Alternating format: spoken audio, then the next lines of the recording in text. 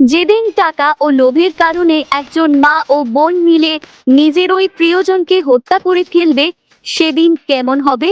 আজ আমি আপনাদের এমনই একটি কাহিনী শোনাবো, যা শুনে আপনার মাথা কিছুক্ষণের জন্য ঘুরে যাবে। তাহলে চলুন মূল গল্পে চলে যাই। গল্পের শুরু হয় একটি গ্রাম থেকে। সেই গ্রামে একটি পরিবার বাস করত।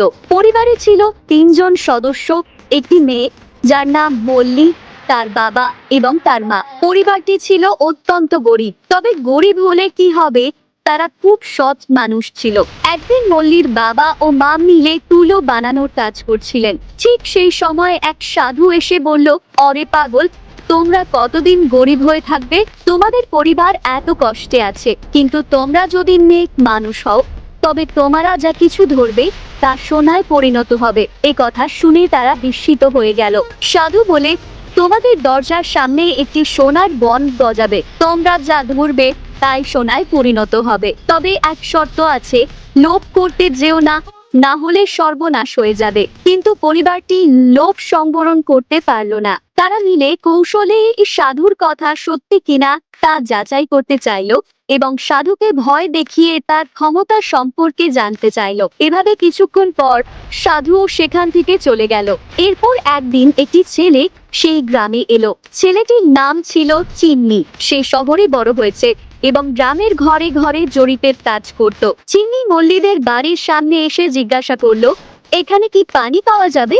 মল্লির বাবা বলল, হ্যাঁ, পানি খেতে পারো। মল্লির মা তখন চিন্নিকে জিজ্ঞাসা করলো, তুমি কোথা থেকে এসেছো? তোমার নাম কি? চিন্নি বলে, আমি শহর থেকে এসেছি, এখানে গ্রামের বিভিন্ন বাড়িতে জরিপের কাজ করছি।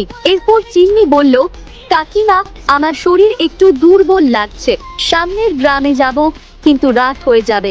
আপনি কিছু মনে না করলে আমি কি এখানে এক রাত থাকতে পারি?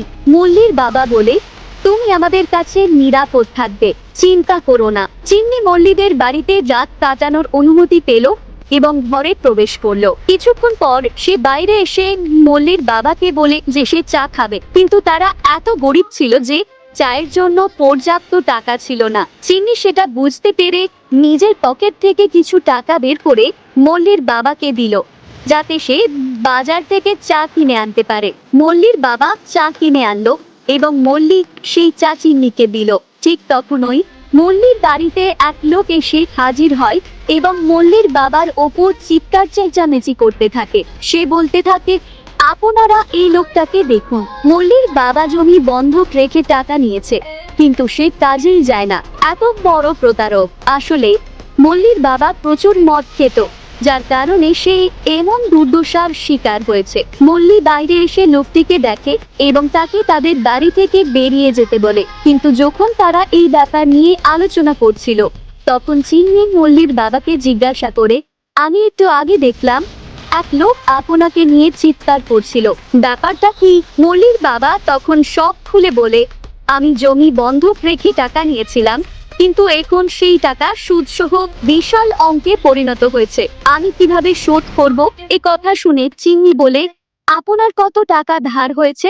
মল্লির বাবা বলে, আমি 30,000 টাকা ধার নিয়েছিলাম, কিন্তু এখন সুদসহ 35,000 টাকা হয়ে গেছে। চিন্নি তখন তার হাতে থাকা ব্রিফকেস খুলে দিল। ব্রিফকেসের ভিতরে প্রচুর টাকা এবং সোনার গয়না ছিল।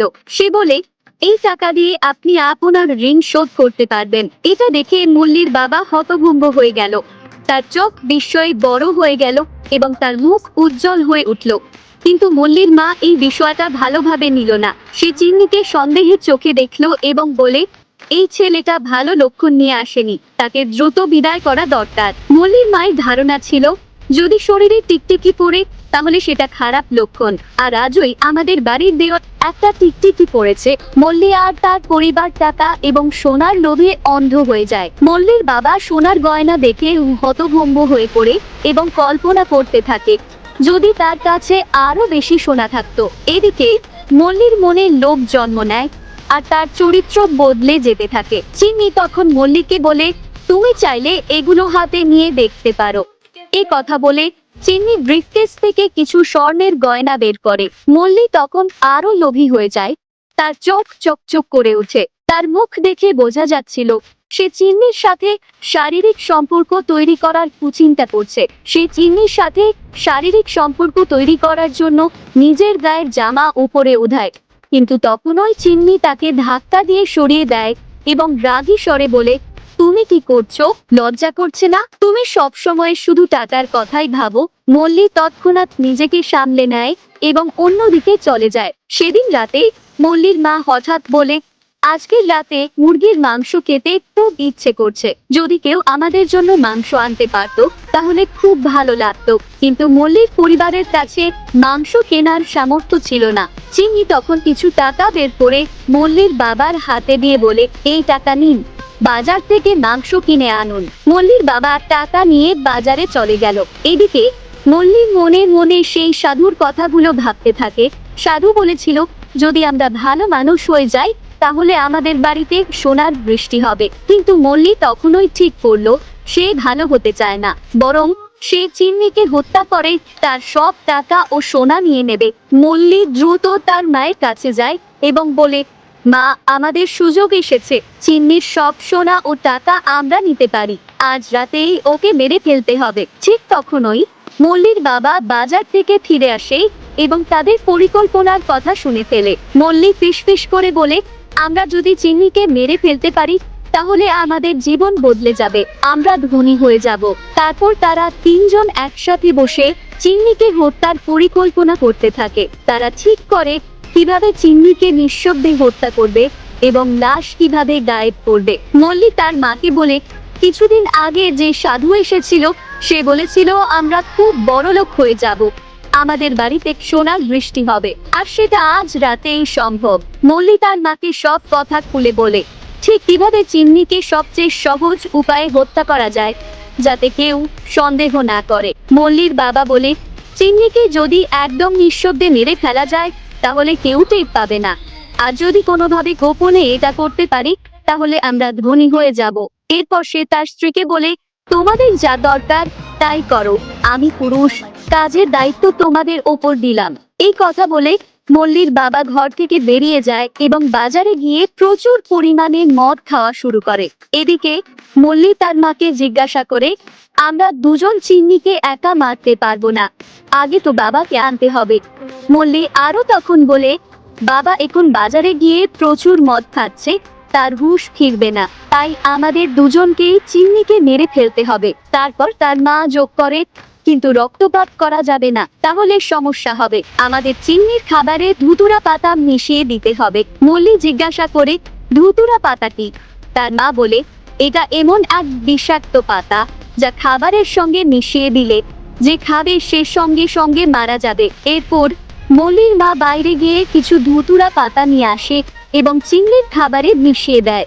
রাতে যখন চিন্নি খেতে বসে তখন মল্লির মা মিষ্টি করে বলে, বাবা, তোমার হাতে একটু ময়লা লেগে আছে, তুমি আগে হাত ধুয়ে আসো, তারপর খেতে বসো। মল্লির মার মুখ দেখে বোঝা যাচ্ছিল সে যা করতে চলেছে তা নিয়ে মনে মনে খুব খুশি। কিন্তু ঠিক তখনই কিছু অপ্রত্যাশিত ঘটনা ঘটে। হঠাৎ করে মল্লি দেখে দুজন পুলিশ তাদের বাড়ির দিকে আসছে।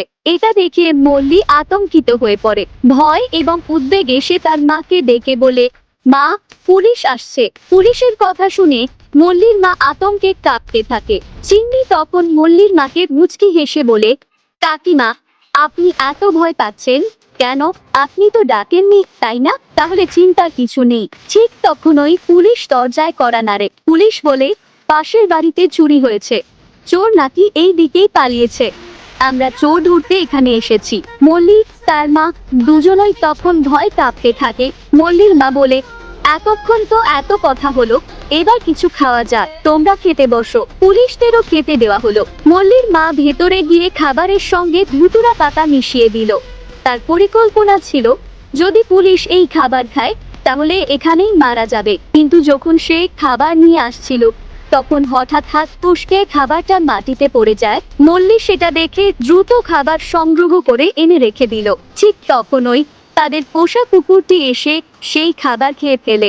অল্প সময়ের মধ্যেই কুকুরটি অচেতন হয়ে পড়ে। এদিকে পুলিশরা নিশ্চিন্তে খাবার খেয়ে তৃপ্তির সঙ্গে বলে, খুব সুন্দর রান্না হয়েছে। খাওয়া শেষে পুলিশরা বিদায় নিতে যাচ্ছিল। ঠিক তখনই তারা দেখে কুকুরটি নিস্তেজ হয়ে পড়ে আছে। পুলিশরা সন্দেহ করে বলে, এই কুকুরটিকে আগে তো ডাকতে দেখলাম, এখন ও একদম চুপচাপ পড়ে আছে কেন?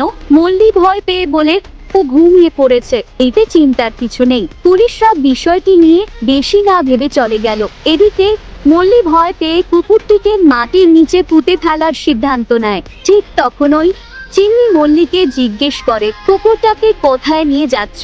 মল্লি গলায় কাঁপুনি নিয়ে বলে, ও ঘুমিয়ে পড়েছে, তাই একটু দূরে নিয়ে গিয়ে শুয়ে দিচ্ছি। এরপর মল্লি কুকুরটিকে মাটির নিচে চাপা দিয়ে দিল। মল্লি বুঝতে পারলো খাবারে ধুতুরা পাতা মিশিয়ে চিন্নিকে মারার পরিকল্পনা ব্যর্থ হয়েছে। তাই এবার সে নিজের হাতে চিন্নিকে খুন করার সিদ্ধান্ত নিল। মল্লি হাতে একটি লাঠি নিয়ে চিন্নির দিকে এগিয়ে যেতে লাগলো। ঠিক তখনই মল্লির মা এসে তাকে থামিয়ে দিল। মল্লি তার মাকে বলে, মা, তুমি আমাকে বাধা দিও না। যদি আজকে চিন্নিকে না মারতে পারি তাহলে আমরা কোনোদিন বড়লোক হতে পারবো না। এটা আমাদের শেষ সুযোগ। এই কথা বলে মল্লি আরো এগিয়ে যায়। এদিকে মল্লির বাবা তখনও মদ খাচ্ছিল। ঠিক তখনই একজন লোক মল্লির বাবাকে বলে, আজ তোমাকে এমন একটা সুখবর দেব যা শুনলে তোমার নেশা কেটে যাবে। এটা শুনলে তুমি সবকিছুর চেয়ে বেশি আনন্দিত হবে। লোকটি বলে, আজ তোমার জন্য একটা বড় সুখবর আছে। এরপর সে মল্লির বাবাকে সব কথা বলতে শুরু করে। সিন তখন ফ্ল্যাশব্যাকে ফিরে যায়। চিন্নি যখন প্রথম এই গ্রামে আসে তখন সে এই দোকানে এসেছিল। চিন্নি তখন থাকা লোকদের বলে, আমি মল্লির ভাই সুরেশ। আসলে সুরেশ ছোটবেলা বাড়ি ছেড়ে পালিয়ে গেছিল, আর এত বছর পরে আজ ফিরে এসেছে। সে তার বাবাকে তার কথা এখনই না জানানোর সিদ্ধান্ত নিয়েছে। এদিকে মল্লির বাবা সব কথা শুনে স্তব্ধ হয়ে যায়। সবকিছু শেষ হয়ে গিয়েছে। মল্লি নিজের হাতে নিজের আপন ভাইকে মেরে ফেলেছে। মল্লির বাবা মাথায় হাত দিয়ে বসে পড়ল এবং বলতে লাগলো, আমরা এত বড় ভুল করলাম। এত বছর পর সে ফিরে এসেছিল আর আমরা তাকে মেরে ফেললাম। মল্লির বাবার মুখে এসব কথা শুনে সবাই হতবাক হয়ে গেল। সিন আবার ফ্ল্যাশব্যাকে চলে যায়। শৈশবে চিন্নি মল্লির চুল কেটে দিয়েছিল। তার মা তাকে খুব বকাঝকা করেছিল। চিন্নি ভয়তে বাড়ি থেকে পালিয়ে গিয়েছিল। এদিকে মল্লি বলে, না, আমি আমার ভাইকে মেরেই ফেলেছি। মল্লির মা অসহায়ভাবে তাকিয়ে রইল। অন্যদিকে মল্লির বাবা ও মা ধুতুরার বিষ খেতে শুরু করলো। এই দৃশ্য দেখে মল্লিও বিষ খেয়ে ফেললো। এই ঘটনার পর তাদের পরিবারের সবকিছু শেষ হয়ে গেল। বন্ধুরা, কেমন লাগলো আজকের গল্প? গল্প ভালো লাগলে লাইক করুন, কমেন্ট করুন আর চ্যানেলটি সাবস্ক্রাইব করতে ভুলবেন না। ধন্যবাদ।